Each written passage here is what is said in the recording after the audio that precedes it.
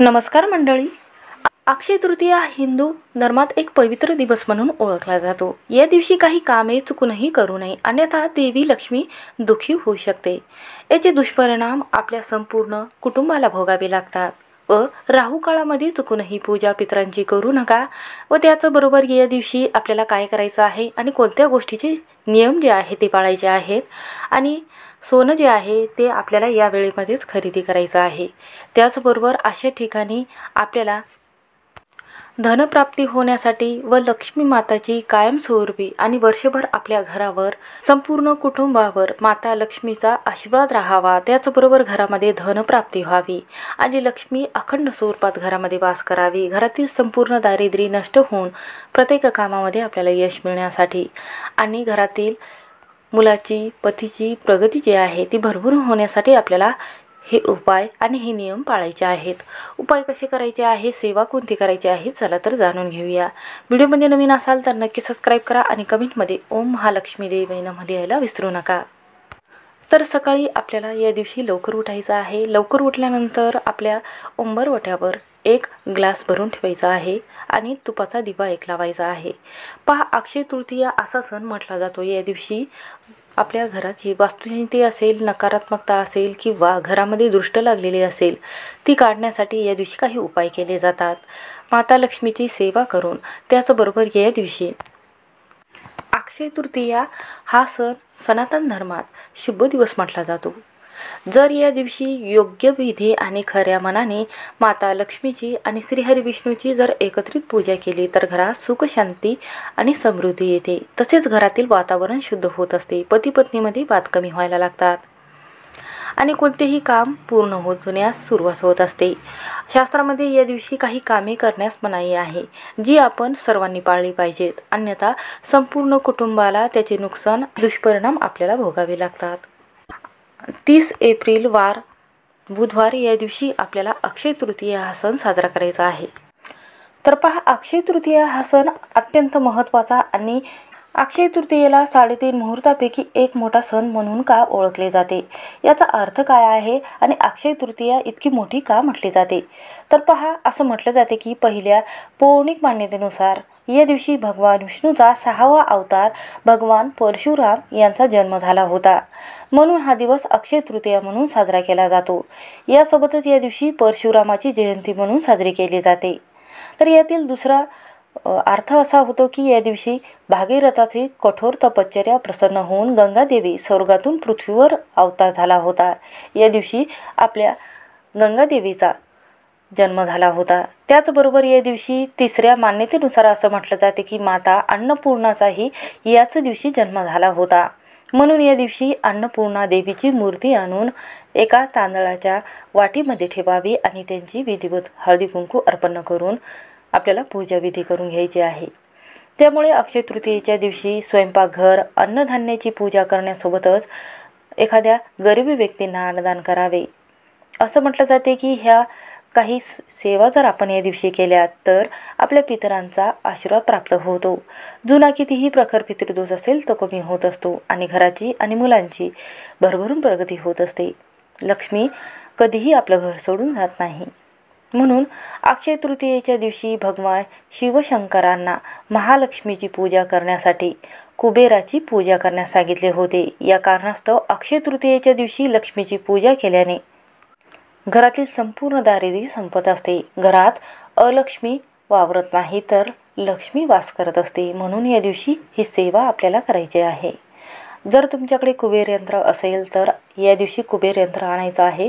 जर आपल्या घरामध्ये जर कुबेर यंत्र असेल तर त्याची पूजा जर तुम्ही या दिवशी विधिवत केली तर घरामध्ये पैसा हा वर्षानुवर्ष कधीच कमी पडत नाही.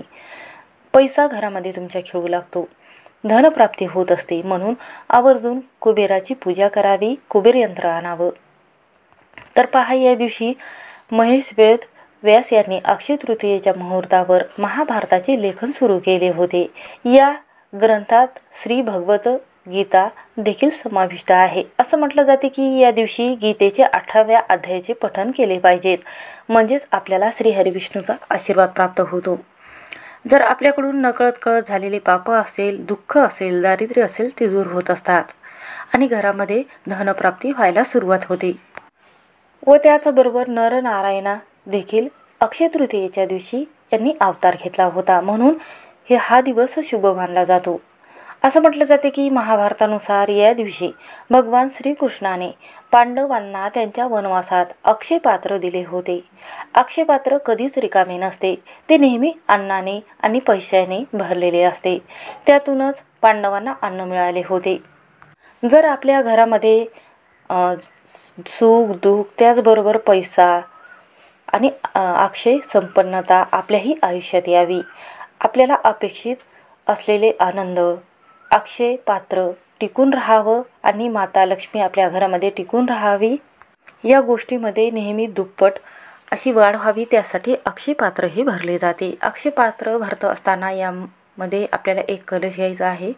कलशामध्ये आपल्याला तांदूळ भरून ठेवायचे आहे. त्यामध्ये आपल्याला नाणे टाकायचे आहे. जर तुमच्या घरामध्ये जो पैसा असेल तो पैसा या अक्षय पात्रामध्ये टाकायचा आहे. याची हळदी कुंकू लावून पूजा करायची आहे. आणि हे अक्षय पात्र जे आहे हे माता लक्ष्मीच्या फोटोसमोर आपल्याला एका तांब्याच्या ताटामध्ये त्यामध्ये आपल्याला थोडेसे मूठभर गहू टाकायचे आहे आणि त्यावर हे अक्षयपात्र ठेवायचं आहे. त्याची हळदी कुंकू लावून पूजा करायची आहे.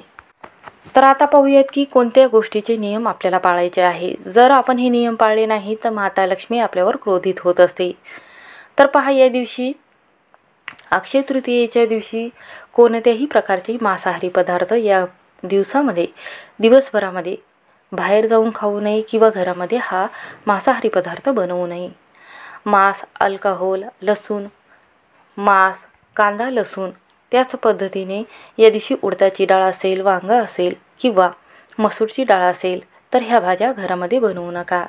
असं केल्याने कुटुंबातील सदस्यामध्ये आजार, समस्या, दुःख, आजार पण वाढायला लागते आणि घरात पैसा जो आहे हा टिकत नाही, ज्यामुळे येणारे दिवसही सुखद आपले बनत नाहीत. सतत कष्ट करावे लागतात, दुःख सहन करावा लागते.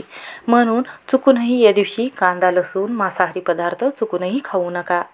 त्याचबरोबर या दिवशी तुळशी माताची पूजा केली जाते. तुळशी माताच्या त्याच्या एक एक पानामध्ये माता लक्ष्मीचा वास असतो, म्हणून या अक्षय तृतीयेच्या दिवशी स्नान न करता तुळशीचे पाने तोडू नये आणि एखाद्या इमारतीचे बांधकामही सुरू करू नये.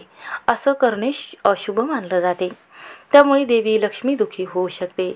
यामुळेच कुटुंबासाठी संकटाचा काळ सुरू होऊ शकतो. या दिवशी तुम्ही नवीन घर खरेदी करू शकता, जागा खरेदी करू शकता किंवा गुंतवणूक करू शकता. हे कामं करायला हा दिवस अत्यंत शुभ मानला जातो. त्याचबरोबर अक्षय तृतीयेच्या दिवशी चुकूनही प्लास्टिक, ॲल्युमिनियम किंवा स्टीलची भांडी खरेदी करू नये. असं केल्याने राहूचा प्रभाव कुंडलीत वाढत असतो आणि तुम्हाला कोणत्याही गोष्टीमध्ये तुम्हाला नुकसान होऊ शकते. सोने असेल, चांदी असेल, या वस्तूमध्ये तुम्हाला कधीही नुकसान जाणवतो. म्हणून ह्या ॲल्युमिनियम किंवा प्लास्टिक, स्टीलची भांडी या दिवशी खरेदी करू नका. यामुळे कुटुंबात आनंद आणि समृद्धी येत असते. जर तुम्ही योग्य नियमांचं पालन जर या दिवशी केलं तर आपल्या घरामध्ये कधीही दुःख येत नाही. जर आपण अक्षय तृतीयेच्या दिवशी घरातील स्त्रीने हे 10 सोपे उपाय केले तर घरामध्ये भरभराट येत असते. तर अक्षय तृतीयेच्या दिवशी लक्ष्मी देवीची मूर्ती घरामध्ये आणायची आहे. मूर्तीवर सौभाग्याची आपल्याला सामग्री म्हणजेच सौभाग्याच्या ज्या वस्तू आहेत हे माता लक्ष्मीला अर्पण करायच्या आहेत, ज्यामुळे आपल्या सौभाग्याची प्राप्ती होत असते. अक्षय तृतीयेला घरातील देवघरात देवी लक्ष्मीच्या फोटो किंवा मूर्तीजवळ आपल्याला 11 गोमूत्र चक्री पूजा करून ठेवायची आहे. हळदी कुंकू लावायचं आहे. त्यानंतर आपल्या मुख्य उंबरवट्यावर या दिवशी चांदीचे पावलं देवघरात ठेवावे आणि अखंड दिवा लावून पूजा करावी. जर पूजा झाल्यानंतर आपल्याला मुख्य उंबरवट्यावर हे चांदीचे जे पावलं आहे लक्ष्मी देवीचे ते या दिवशी पूजा करून लावायचे आहेत. त्यानंतर दक्षिणावर्ती शंखात पाणी भरून प्रभू श्रीहरी विष्णूला या शंखाने अभिषेक करत असताना आपल्याला श्री विष्णुदेवाय नमः हा मंत्र म्हणायचा आहे. त्यासोबतच दूध दही अर्पण करायचं आहे. आणि या दिवशी गोरगरिबांना आपल्याला एखादं अन्न असेल, वस्त्र असेल किंवा कपडे दान करायचे आहेत, तीळ दान करायचे आहेत, ज्यामुळे आपल्याला कितीही जुना प्रखर पितृदोष असेल किंवा घरामध्ये विघ्न, संकट, शत्रुद्रास दूर होण्यासाठी आणि आपल्या घरातील आजारपण दूर होण्यासाठी आपल्याला हा उपाय करायचा आहे. आपल्याला या दिवशी दान आवर्जून करायचं आहे. नदीमध्ये जाऊन स्नान देखील करायचं आहे. तसंच देवी लक्ष्मीला तांदळाच्या खिरीचा नैवेद्य दाखवायचा आहे. या दिवशी नैवेद्य दाखवत असताना तुळशीचे पान आवर्जून टाकायचे आहेत. त्याचबरोबर जर तुमच्या घरामध्ये श्रीयंत्र असेल किंवा नसेल तर या दिवशी घेऊन यायचं आहे आणि त्यावर आपल्याला कमळगट्ट्याची माळ ठेवून आपल्याला कुंकुमार्चन 108 वेळा 99 मंत्र म्हणत असताना करायचं आहे. कुंकुमार्चन करायचं आहे. त्याचबरोबर या दिवशी चांदीची हत्ती आणून त्यावर केशर अर्पित करावे. यामुळे लक्ष्मी देवीचा आशीर्वाद कायमस्वरूपी आपल्या जीवनावर राहत असतो. पैसा, धन व यशप्राप्ती आपल्या घरावर नेहमी होत असते. या दिवशी पिवळ्या किंवा हिरव्या रंगाच्या बांगड्या असेल किंवा लाल रंगाच्या बांगड्या असेल, लाखीची बांगडी असेल, या दिवशी आवर्जून हातामध्ये 12 किंवा 11 किंवा 6 या प्रमाणात घालावी. चांदी जोडवी पूजेत ठेवून नंतर नणद किंवा भावजाईला भेट द्यावी. यामुळे घरात सुख समृद्धी कायम टिकून राहते. घरामध्ये पैसा जो आहे हा येण्याचे मार्ग जे आहे ते खुले होत असतात. तर आता पाहूया की भद्रकाळ कोणत्या वेळेत आहे. या वेळेमध्ये जर आपण पितरांची पूजा केली तर याचं योग्य फळ आपल्याला लाभणार नाही.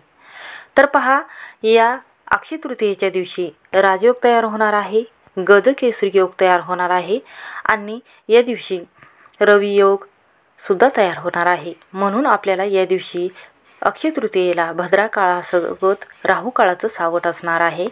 म्हणून या दिवशी अनेकांना असा संभ्रम आहे की या वेळेमध्ये जर आपण पूजा केली तर या पूजेचं पूर्ण फळ मिळणार नाही. तर आपल्याला कोणत्या वेळेमध्ये राहू काळ आहे या वेळेमध्ये चुकूनही सोने खरेदी करायची नाही. त्याचबरोबर आपल्या देवांची आणि आपल्या पितरांची पूजा करायची नाही.